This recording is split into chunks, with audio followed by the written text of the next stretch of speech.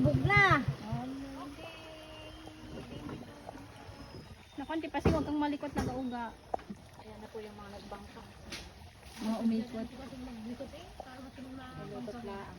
Isang ikot lang sila. Malap. Sa bungad kayo ng dagat. Salamat po sa suko. Take out pa. Nasa ilalim na kayo.